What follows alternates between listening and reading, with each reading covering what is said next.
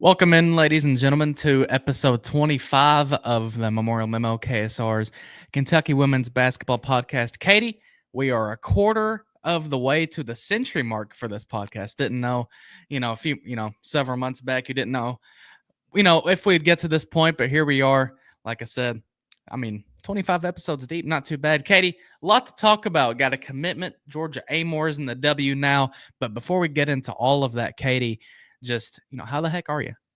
I'm doing good. I mean, like you said, it's been a crazy week, so lots of fun things happening and lots of fun things coming up.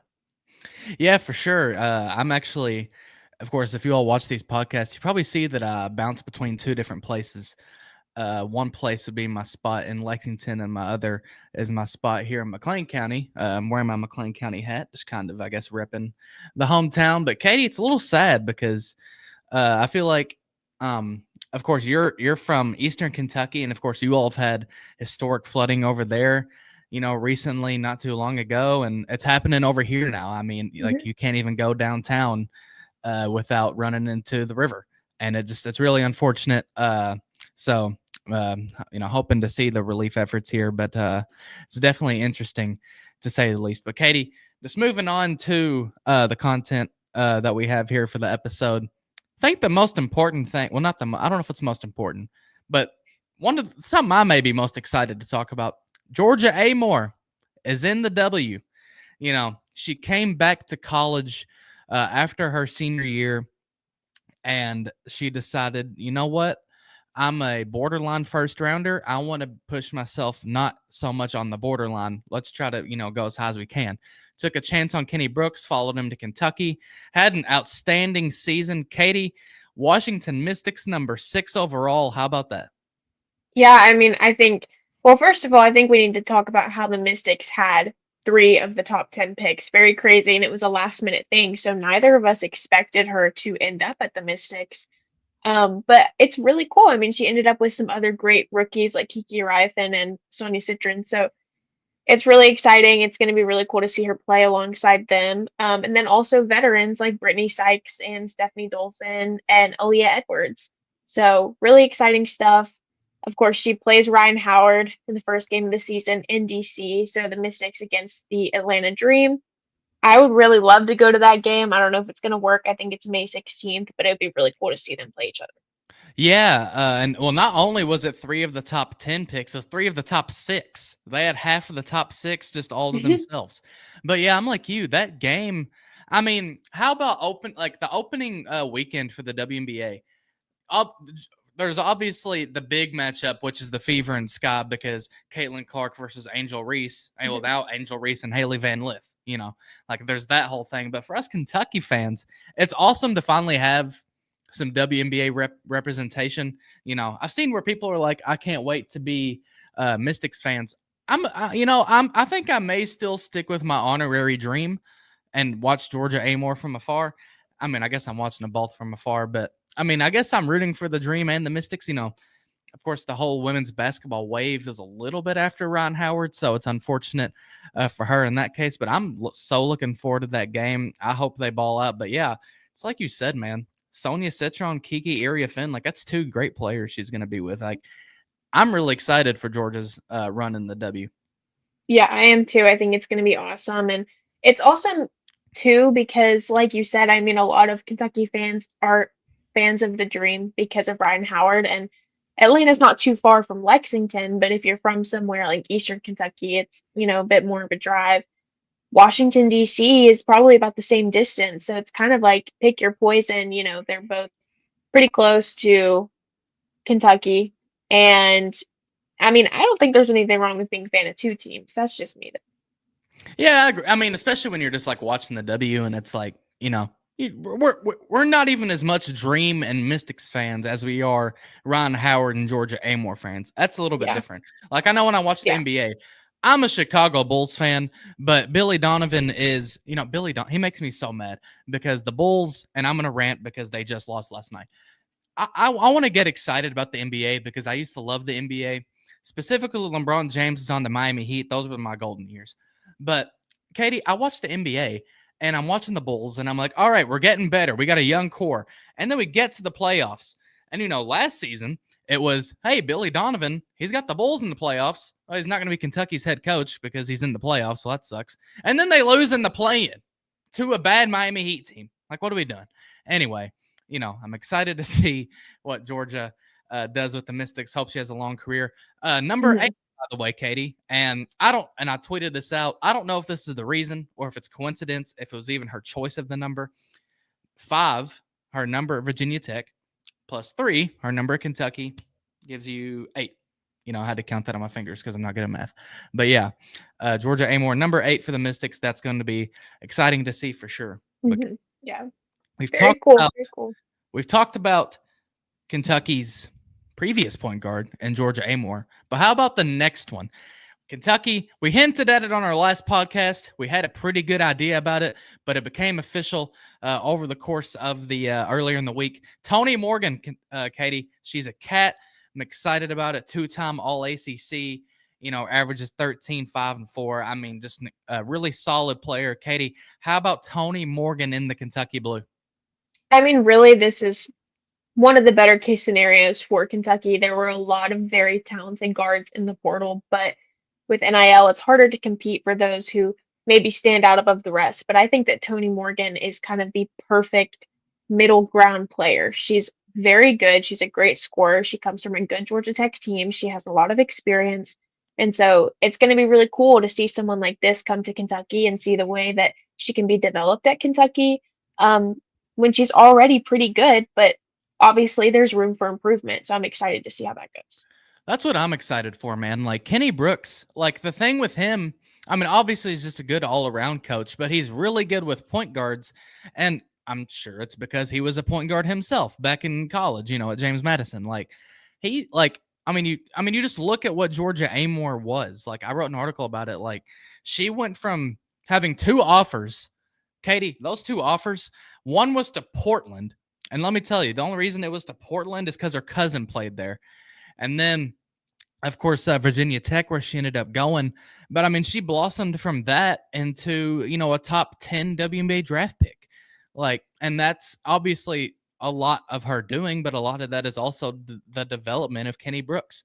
Like, it's really exciting to see, of course, for Georgia. But, when you see someone like Tonie Morgan come in, who, as good as she is, 2-time all conference already, heading into this year where, Katie, it's like an awkward year because you're excited for Madden Greenway, who, by the way, just went up to number 10 in the ESPN ranking. So she's Kentucky's highest rated recruit in 12 years since 2013. So that's cool.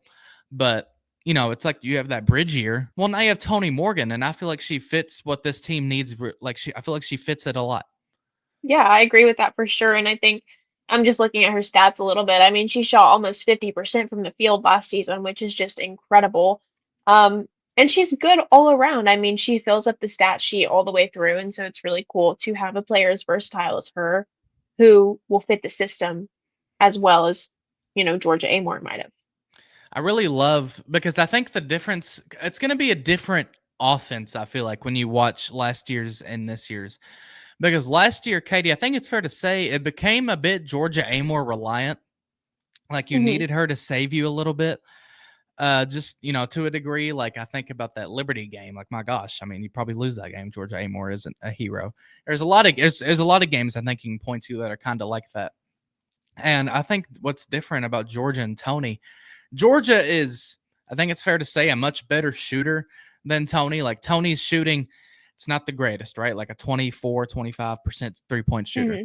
Now, Katie, I think what's interesting about this team, again, I think they have a different offense, but Tonie does a really good job of getting downhill, like getting to the rim. And so she's going to draw the attention of the defense. She can, and she's crafty enough to score. But even then, she can find a better shot kicking it out to someone like Josie Gilvin or Asia Boone, Amelia Hassett, Lexi Blue, Kaylin Carroll, all these people who can shoot it from deep. Like Katie, I feel like Georgia, or I think we mentioned this sometime last year.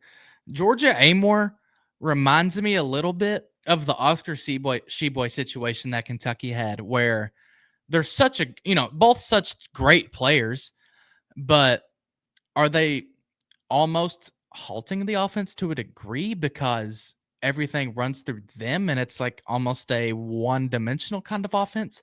Like Mhm. it was a really weird situation. Obviously, I think in the end, like you're obviously better with Georgia than you were not, so you went with it. But like I think it's gonna be interesting to see Kenny Brooks not have Georgia Amoore and have to use someone like Tonie Morgan, who, really good. I'm not gonna say she's as good as Georgia Amoore because that's a lot of pressure to put on her, but she's a different kind of point guard, and I'm Mhm. interested to see, Katie, how that kind of goes this next year.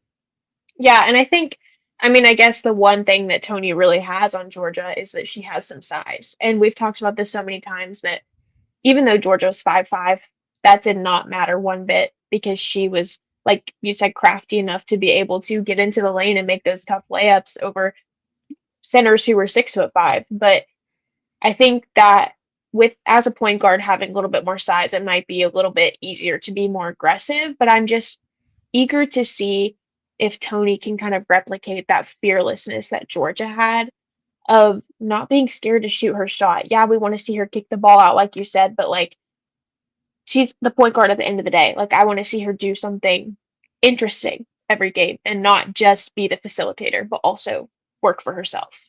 Oh yeah, don't get me wrong, she can definitely get her own. But I think with me, with Tony, if it comes to like shooting the ball, like we're talking like not in the paint, like out in the Hmm. three or mid range, like I'd almost rather her kick it to Josie Gilvin, who shoots Yeah. 40% from three, than her who shoots 25. Like it's just a numbers game at that point. But like Tony can make it. Like I've watched some film, like she can put it in the hoop. It's not like she's, Amari Williams or them Clara Silva out there trying to shoot a three. Like she can make it.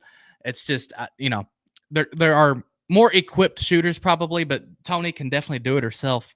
Katie, love the energy she brings. I've watched, Hmm. like I said, I watched some film. Like on defense, like Katie, I said this in my article. I did a film room that came out earlier today.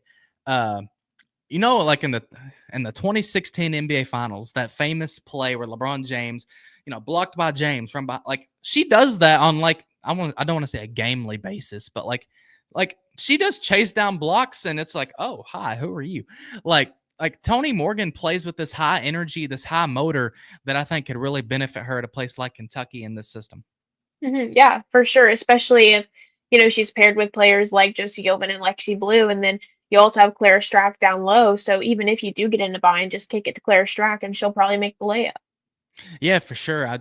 Man, I just can't help but be excited. It felt like this was the get that they really needed. I heard her visit went really well, and obviously it did because she's committed. But Katie, you just love to see it. Kenny Brooks and point guards. It's like peanut butter and jelly. It just goes together. Like I'm really excited to see what Tony Morgan ends up being this coming year for sure. Katie, just one quick question for you. You think like Kenny in the SEC when he or ACC when he had to play against Tony was like, you know what? I'm just tired of like I don't like you. Like stop. Like you're too good. You're playing well against me. Like you think there came a point where like she entered the portal and he was like, I remember when Tony Morgan was really good against us. I'm gonna go get her because we've done that with Liberty and WKU with Asia and Hmm. Josie, and now you bring in her. Like, you think Kenny Brooks' strategy now is just like, I'm gonna go get people who torched. Well, I wouldn't say torched, but people who played against us that were really good. Like, I just thought it was interesting. Like, all three gets that Kentucky has, Kenny's coached against, and I just thought that was interesting. Yeah, I was just about to say when you started talking about that, about Liberty and WKU, like Kenny is clearly always recruiting. And I think that that is such a cool thing to think about because I feel like it's the same for every coach. Like you watch a team, you're playing against a team and you see that one player that stands out above the rest. You're like, wait, I would actually love to coach them. I think they're very good. So yeah, I mean, I think that he did it on purpose. Like he saw she entered the portal. He was like, wait, I do remember her. And I remember thinking that I wanted to coach her. I think he did that with, Josie, and it's fun. It's fun to think about because I think he is always recruiting. I love this comment by nobody. Of course, if you all were, this is one of those if you know kind of things. Said, did Phoenix say go after girls who punked us? Yes, I did. Kenny, if you hear that, no, you didn't. But go after girls who punked you because hey, sometimes that's what's needed. But yeah, just super excited to see her on campus in the Kentucky blue. Looked good in that the black jerseys. Hopefully they wear those next season. Katie, want to talk about this and get it out the way because we don't care about people who don't come to Kentucky, right?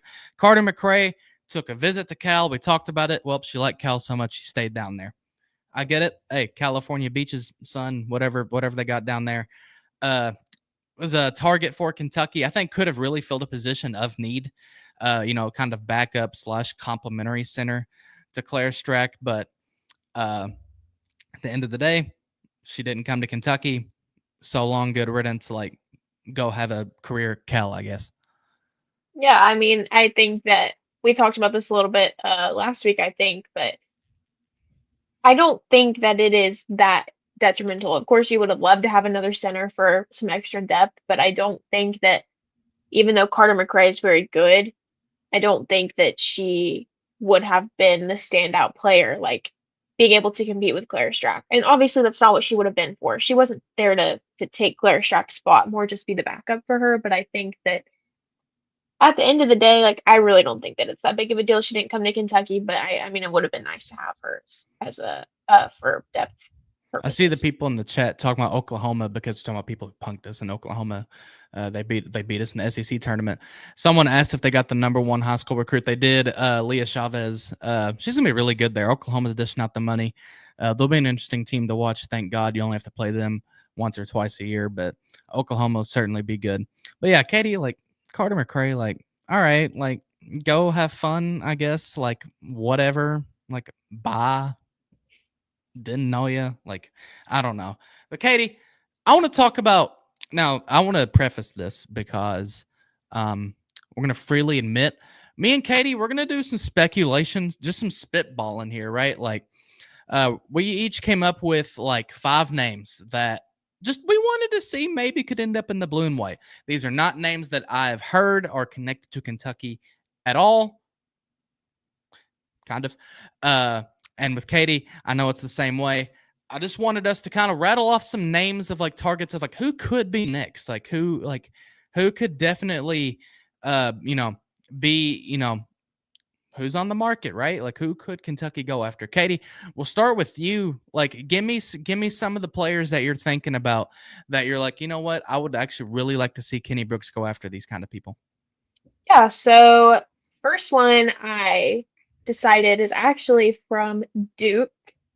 And for those of you who don't know, Kyra Elsie is actually an assistant coach at Duke, which is really interesting that I even came across this name, but I don't know exactly how to pronounce it. Her name's Oluchi Okinawa.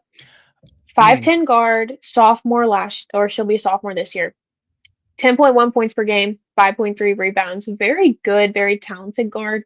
I don't think that Kentucky is necessarily in need of another guard. I actually only have 2 on my list, but I think she's talented and a good get from the portal. And then Lainey White from Virginia Tech, a junior, very talented. Again, she averaged 9.6 points per game. Another good name that could be useful if you were in need of more depth at the guard position.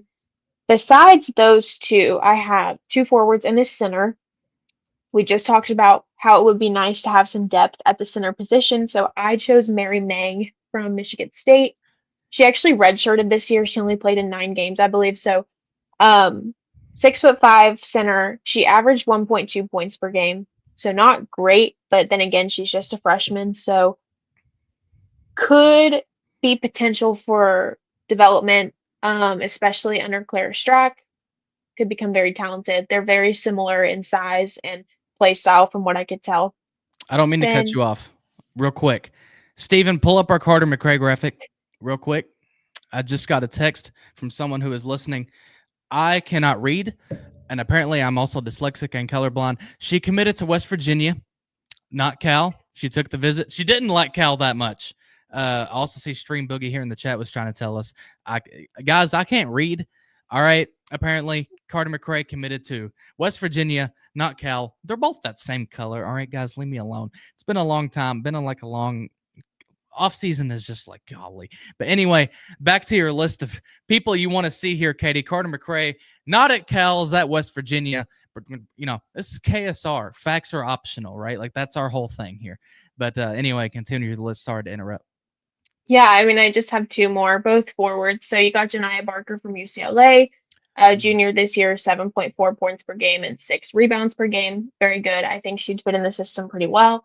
And then finally, Sarah Williams from Wisconsin. She played with Carter McRae, and she was the one on that team. She was the Yeah. player that everybody is dying for. I'm sure it's like a money battle now at this point, but 19.2 points per game, 9.8 rebounds per game, 1.1 steals per game, and 2.3 blocks per game. So just a very, very, very talented player all around.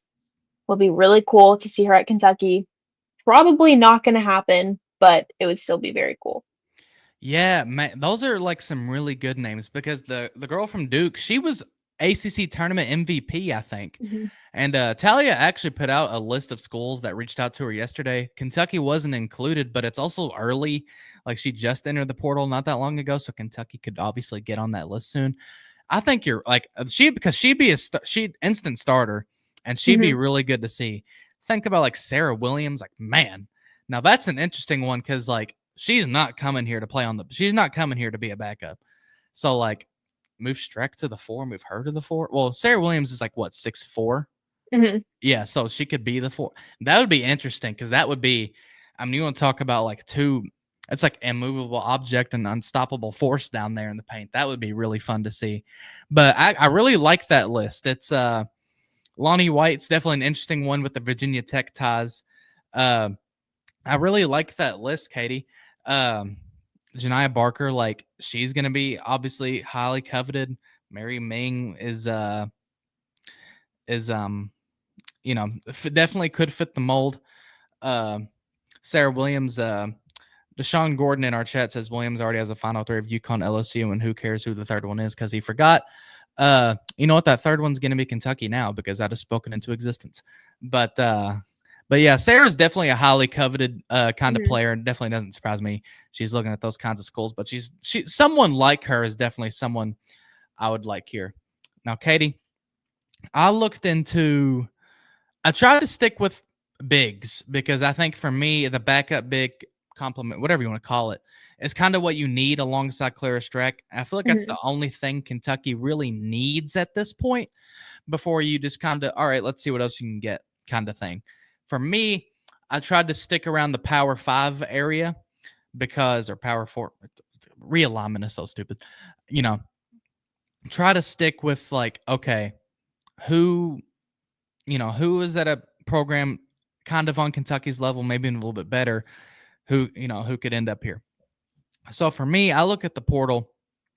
LSU has 2 bigs who are in the portal that I think could be really good, in a complementary backup role at Kentucky. I have Jersey Wolfenberger, who again 6'5". She'll be a senior. Like, I think that could definitely work. 6'6" junior Aaliyah Del Rosario. Like I remember watching her play against it, at times. She was a former 5-star recruit, she'd be really good, I think. And then just kind of sticking with that theme, Sakima Walker from South Carolina. She'd be a 5th-year senior. She was a 4-star. I would like that a lot. Sakima Walker, come on down. Hope you come. And then 6'7" junior from Virginia, Hawa Demboya, who again just kind of has the size, because you lose Clara Silva, but I don't know if she had that physicality that these 4 names could give. And Katie, my last name, I don't want to say it's for just for jokes because it's not totally a joke. 5'4" sophomore out of Sacramento State, Gemma Amoore. You all might know that last name. I think it would be fun to have little Amoore, baby Amoore, back on to have her on the team for 3 more years. Like I think it would be fun. Like I think it would be fun to have little Amoore on the team. Maybe she could blossom into big Amoore, and wow, there you go. You have an All-American point guard at your hands. But Katie, I'd be excited to see it. Like why not, right? Like I think, Mm-hmm. but I think the recurring theme with both of our lists. There's some talented players left in the portal, but Katie, the bigs are what they really need right now. Mm. Yeah, for sure. I think bigs are the most important.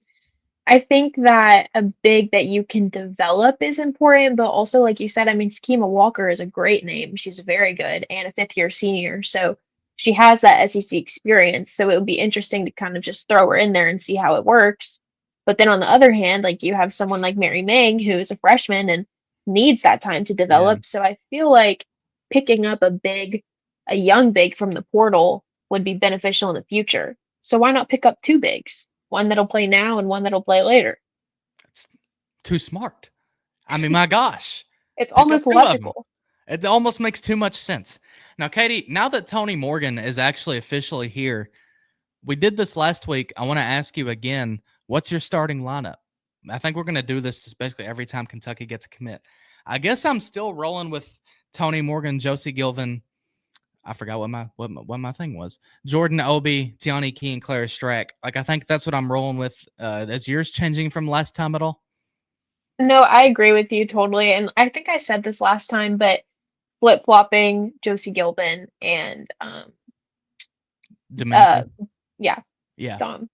I don't know why I just forgot that, but yeah, flip-flop them. I still haven't really decided. I think that we'll have to wait until um I'm assuming that there will be some videos come out of like practices and summer Yeah. stuff. So I'm just waiting to see how that turns out, but I think that your lineup and my lineup are going to stay pretty much the same for the remainder of the season or off season, unless someone crazy comes. We'll see.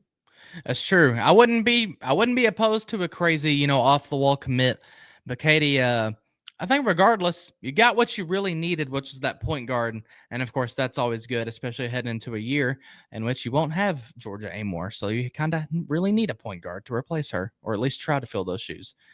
Katie, we're about to get out of here. It's like us. It's wow. I just realized that when I made these graphics, Stephen, go back. I got to point this out because when I made these graphics, I must have been half asleep. Nobody pointed out that Kentucky is spelled wrong. There is another K in the graphic. Look, God, this is why I need to let Stephen do his job, because you get me to do it, and then there's just a missing K. I mean, rookie mistake, I guess. Now, Stephen, go to the social media slide because I'm tired of looking at my misspelling mistakes. Katie, it's been a nice podcast. It's been a good one. 25 episodes deep. I noticed how Stephen still. There we go. I thought he was just gonna let me soak in my pain. But Katie, 48.2K subscribers. I want to give Stephen a quick shout. He's been growing the YouTube channel. We're trying to make the push for 50K subscribers. Subscribe if you aren't. Like, comment, subscribe, do all those fun things. Get us home. Get Steven there, so that way Steven does not come to Livermore, Kentucky, and live in my house.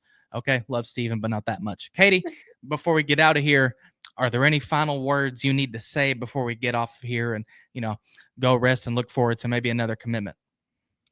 I don't have anything crazy to say. I'm just really excited for this off season and the transfer portal stuff to continue. And also, I'm really grateful that our podcast has made it this far, and I thank everyone out there for supporting us. I think it's super cool to have some consistent viewers who are always active in the chat. I think that's really cool. But yeah, so just thank you guys. Yeah, for sure. It's always neat. It's always neat when you have one, people who are tuning in and excited for women's basketball, but two, who are willing to watch me misspell Kentucky, get the school wrong that Carter McRae went to. I mean, this is KSR. I guess facts are optional. Subscribe if you just like half of the information we say to apparently be wrong, because I can't make graphics apparently. Katie, it's been nice being with you on here. I'm Phoenix Stevens alongside Katie Hutchinson. Like, comment, subscribe, do all those things. Get us to 50K would mean a lot to all of us. This has been episode 25 of the Memorial Memo, and we will see you guys next time.